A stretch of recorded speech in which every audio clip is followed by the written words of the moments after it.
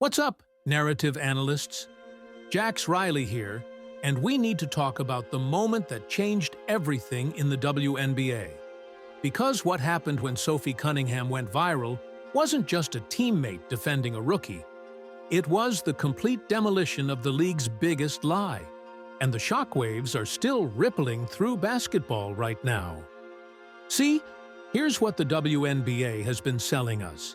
That Caitlin Clark's treatment is just normal rookie hazing, that the physical play against her is standard "welcome to the league" stuff, and that any suggestion of systematic targeting is just conspiracy theory nonsense from overzealous fans. But Sophie Cunningham just torched that entire narrative to the ground. And she did it with receipts, names, and the kind of brutal honesty that the league absolutely did not want to hear. Let me paint you the picture of what really went down, because this story has layers that go way deeper than what you saw on your timeline. Before June 17, 2025, Sophie Cunningham was exactly who you'd expect.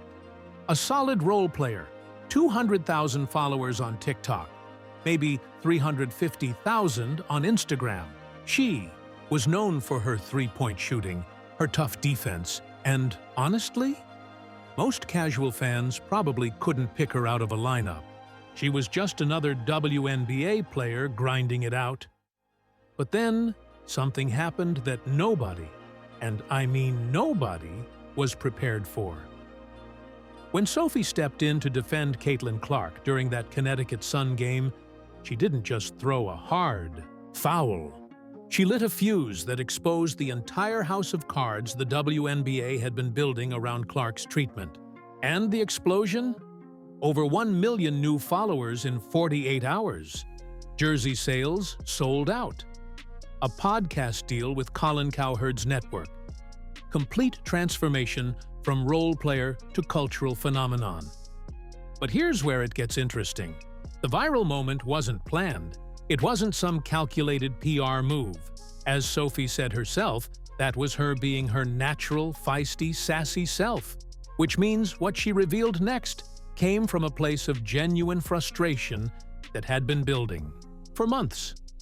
Let me break down what actually happened during that Connecticut Sun game, because the official narrative and the reality are two completely different stories. The setup. Caitlin Clark had been getting hammered all game. We're talking about the kind of physical play that, let's be honest, you don't see directed at other stars in this league. And this wasn't isolated to just one game. Game after game, we've seen the same pattern. Cheap shots, hard fouls, and what looks like a relentless physical campaign against her. Game after game, we've seen the same pattern: cheap shot, hard fouls, and what looks like a relentless physical campaign against her. J.C. Sheldon poked Clark in the eye. Marina Mabrey shoved her to the ground. And through it all, Clark was visibly upset, still in pain, trying to push through it, while the refs did nothing. When Indiana Fever played the Connecticut Sun, this wasn't just another game. It was the moment the WNBA problem was laid bare for everyone to see. As Clark, visibly upset and still in pain, pushing Sheldon away, the situation exploded. That's when Sophie had what she called her last-second intrusive thoughts moment. She looked at what was happening, looked at the officials doing nothing, and said, "Fuck it." Her words, not mine. The result? A hard foul that sent a message heard around the basketball world. Sophie got ejected, got fined $900, and couldn't care less about either. Why? Because, as she put it, someone had to finally stand up and say what? Everyone was thinking. She protects Caitlin Clark in that Connecticut Sun game, throws J.C. Sheldon to the floor. That's when she became a viral sensation. She protects Caitlin Clark in that Connecticut Sun game, throws Jake Sheldon to the floor. That's when she became a viral sensation. But here's where Sophie's viral moment becomes something much bigger than just one teammate protecting another. Because what she revealed next absolutely destroyed the WNBA's normal rookie treatment narrative. Okay, now let's get into territory that the league definitely doesn't want us talking about. Sophie didn't just defend Clark in that moment. She exposed something that had been happening behind closed doors for months. According to Sophie, she knew about conversations happening in locker rooms across the league. Specifically, she mentioned the Phoenix Mercury, where she used to play. And what she revealed should make every basketball fan's blood boil. You have seen players in our league try to toughen up Caitlin. We call her CC. CC. No, we're gonna prove her. We're gonna show her what the W really is. Last second, intrusive thoughts. I was like, fuck it. Yeah. And at first I just tried to hold her and put her grab her. Just let me explain. Sorry. I know what it looked like. I got her, but at the very end, and I'm not saying this is what caused it, but she dipped a little bit. Yeah. But she did dip, and then right when I saw, I was like, oh shit, my bad. Not really my bad. And then they both came at me. I was like, fuck it. You have seen players in our league try to, toughen up. Caitlin, we like CC, now we're going to prove her. We're going to show her what the W really is. Think about that for a second. This wasn't trash talk during a game. This wasn't competitive banter. This was coordinated planning. Sophie revealed that teams were literally having meetings about how to humble Caitlin Clark, how to show her what the W really is. But sure, tell me again how this is just normal rookie hazing. Sophie made it crystal clear. I know the talks at Phoenix and the locker room. Now we're going to prove her. We're going to show her what the W really is.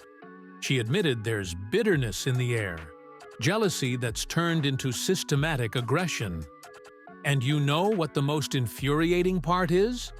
The league knew. They had to know.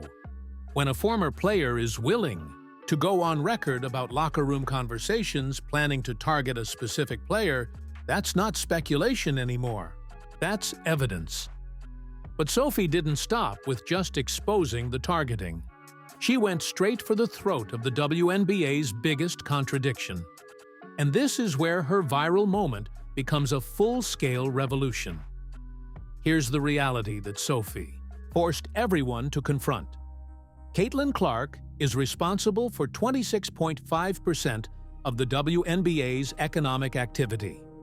According to projections, she's driving nearly $1 billion in league value for 2025. $1 billion. With a B, you know how much she's getting paid? $78,666. Think about that math for a second. A player generating $1 billion in value is making less than what most people spend on a decent car. And meanwhile, the same teams that are cashing in on sold-out crowds because of her name are the ones plotting in locker rooms about how to knock her down. Sophie called it exactly what it is. I just hate that, because this is what we've always wanted as a league. So who cares who gets the credit if you're smart? You're making money off of her. And when people try to deny Clark's impact, Sophie had zero patience for that nonsense. Literally pisses me off when people are like, she's not the face of the league. Who would be? What? Sabrina? No. No, there's really good, well-known people in our league. I'm not discrediting them. We have a lot of badasses in our league. Yeah. Hell yeah to that. I'm all for that. But when people try to argue that she's not the face of our league, Yeah. or if our league would be where we're at without her, you're dumb as shit. Yeah. You're literally dumb as Literally, pisses me off. And people are like, she's not the face of the league. Who would be what? Sabrina. No. Yeah, no. There's really good, well-known people in our league. I'm not. Yeah, I'm not discrediting them. We have a lot of badasses in our league. She wasn't subtle about it either. Sophie pointed out that everyone in the league is profiting off Caitlin's popularity. The WNBA, the media, the players, the teams. But when it comes time to actually protect her or publicly support her, silence. Or worse, they take shots at her. But I just hate that because, it's like, why can't we just be nice? That question hits different when you realize what she's really asking. Why are we destroying the person who's saving our sport? The referee conspiracy. Sophie confirmed. Now, I need to be clear about something. When I talk about referee bias, I'm not throwing around wild conspiracy theories. I'm talking about patterns that Sophie Cunningham, as an active player, confirmed are real. Official sources won't tell you this, but if you follow the digital breadcrumbs Sophie left us, a very different picture emerges about how officials treat Caitlin Clark versus other players in this league. This isn't just about the welcome to the league moments that rookies often face, and into this void that Sophie Cunningham has finally stepped armed with the truth. This isn't just about the welcome to the league moments that rookies often face, and into this void that Sophie Cunningham has finally stepped, armed with the truth. Sophie broke it down in Radizio terms that couldn't be more clear. Opponents grab, hold, and push her long after the ball is gone. And they fight through screens with a physicality that often sends her to the floor, and a lot of time, there's no whistle. Opponents grab hold and push her for push hard, long after the ball is going. And they fight through screens with a physicality that often sends her to the floor, and a lot of time there's no whistle. But here's the part that should make every basketball fan furious. Sophie pointed out the double standard directly. If that was anyone else, I'd be booted out of games for the same contact that Clark absorbs without calls. I don't even have a leash. I just have a collar and a hand on it, Sophie said about her own treatment compared to what she witnesses happening to Clark. The temperature of the online conversation suggests that what Sophie revealed isn't isolated to just a few games or a few officials. She called it a build-up for a couple of years now of them just not protecting, the star player of the WNBA. A couple of years. Think about that. This has been going on since before Clark even entered the league. The officials had already established a pattern of allowing different treatment for certain players. And Sophie just confirmed it's systematic. The finally moment that says everything. But if you want to understand why Sophie's viral moment matters so much, you need to hear about what happened in the locker room after that Connecticut game. Sophie shared that when she got back to the locker room, Caitlin looked at her and said one word. Finally. Just finally. Think about what that word means. It means that Caitlin had been waiting, hoping, praying that someone, anyone, would finally stand up for her. It means she'd been absorbing this treatment, game after game, waiting for her own teammates to have her back. And Sophie's response? I got you. That exchange changed everything for the Indiana Fever. As Sophie put it, I think that kind of had our team come together as a whole. It wasn't just about one foul or one game. It was about establishing that they were finally going to protect their star player. First one to get in an opponent's face when things get too physical with Clark, and she made it clear, if you mess with the rookie, you have to go through her first. She's the first one to get in an opponent's face when things get too physical with Clark. And she made it clear, if you mess with the rookie, you have to go to her first. The league's silence speaks volumes. Now, here's where the story gets really telling. After Sophie's viral moment exposed all of this, the systematic targeting, the economic hypocrisy, the referee bias, the locker room conspiracies, what did the WNBA do? They fined her $900 and said nothing else. No investigation into the targeting allegations. No statement about protecting star players. No acknowledgement of the economic disparity. No discussion of officiating standards. Just a fine that, as Sophie laughed off, our fines are a joke. The silence from league leadership has been deafening, and that silence tells you everything you need to know about whether Sophie was telling the truth. Because if what Sophie revealed was false, if the targeting wasn't real, if the economic exploitation wasn't happening, if the referee bias was imaginary, wouldn't the league be rushing to defend itself? Wouldn't they be providing evidence to counter her claims? Instead, we got nothing. Which means Sophie hit the target so accurately that they can't even deny it. But here's what makes this story incredible. Sophie didn't just expose the WNBA's lies. She started a complete cultural shift that's still happening right now. Her social media explosion, from 200K to over 1.6 million TikTok followers, over 1 million on Instagram, wasn't just about viral fame. It represented something much bigger.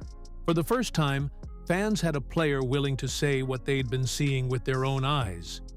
The memes, the fan edits, the bodyguard and enforcer nicknames, all of that happened because Sophie gave voice to frustrations that had been building in the fan base for months. But more importantly, her viral moment forced other players to pick sides. Some doubled down on the targeting. Others quietly started showing support. The entire dynamic shifted because Sophie proved that you could speak truth and not only survive, but thrive. Her podcast deal with Colin Cowherd's network, the sold out, jersey sales, the mainstream media coverage, it all proved that authenticity resonates way more than manufactured storylines. See, what Sophie Cunningham's viral moment really exposed wasn't just about one player or one league. It's about what happens when an industry tries to profit off someone while simultaneously undermining them. The WNBA has been riding the Caitlin Clark wave to record ratings, sold-out arenas, and unprecedented mainstream attention. Even the Indiana Fever leadership acknowledges what they have. We want to sustain the growth and the interest level in the franchise. I mean, this is about the Indiana Fever. Yes, we have a foundational player in Caitlin Clark and Leah Boston, and we're going to continue to add to that. But I want this team to be the leader in the country. We want to sustain the growth and the interest level in the franchise. I mean, this is about beating a fever. Yes, we have a foundational player, Caitlin Clark. We, Boston. And, we continue to add to that. But I want this team to be the leader in the country. But instead of protecting and promoting their golden goose, they've allowed, and at times encouraged, a culture of resentment and targeting. And the consequences of that approach should terrify every executive in that league. If you piss off this fan base and Caitlin Clark leaves, it's lights out. You're being warned by the fan base right now. If you piss off this fan base and Caitlin Clark leaves, it's lights out. You're being warned by the fan base right now. The reality is, as one analyst put it, the WNBA and the Indiana Fever did not realize what they were about to get themselves into with drafting Caitlin Clark, because the popularity they weren't prepared for and didn't see coming. Sophie forced everyone to confront a simple question. How long can you milk the popularity of someone you're actively trying to destroy? And the answer, based on what we've seen since her viral moment, is not very long, because fans aren't stupid. They can see what's happening. And when players like Sophie are willing to confirm their suspicions, the whole house of cards comes tumbling down. So where does this leave us? Sophie Cunningham's viral moment wasn't just a one-time thing. It was the beginning of a complete narrative shift in how we talk about the WNBA, how we evaluate player treatment, and how we hold leagues accountable for protecting their stars. And the best part? Sophie's not backing down. She's continuing to speak truth on her podcast, continuing to call out hypocrisy when she sees it, and continuing to build a platform based on authentic voices rather than corporate spin. The temperature of the online Conversation suggests that more players are getting ready to speak up. More fans are demanding accountability. More media members are asking the tough questions. Sophie Cunningham didn't just go viral. She started a revolution. And that revolution is far from over. So here's my question for you. Are you ready to be part of this conversation? Because what Sophie exposed about the WNBA's treatment of Caitlin Clark is just the tip of the iceberg. There are more stories, more evidence, more truth that needs to come to light. If you believe in calling out hypocrisy, in protecting athletes who are driving the sport forward, and in demanding better from the leagues we support, then you need to make your voice heard. Drop AI in the comments if you stand with Sophie Cunningham and her fight for truth. Share this video if you think more people need to hear what really happened. And subscribe, because we're going to keep digging into the stories the sports world doesn't want you to know. This isn't just about basketball anymore. It's about integrity, accountability, and making sure that the people who elevate our sports get the respect and protection they deserve. Sophie Cunningham showed us what happens when one person decides to stop staying silent. Now it's our turn to amplify that voice and demand better. What are you going to do about it?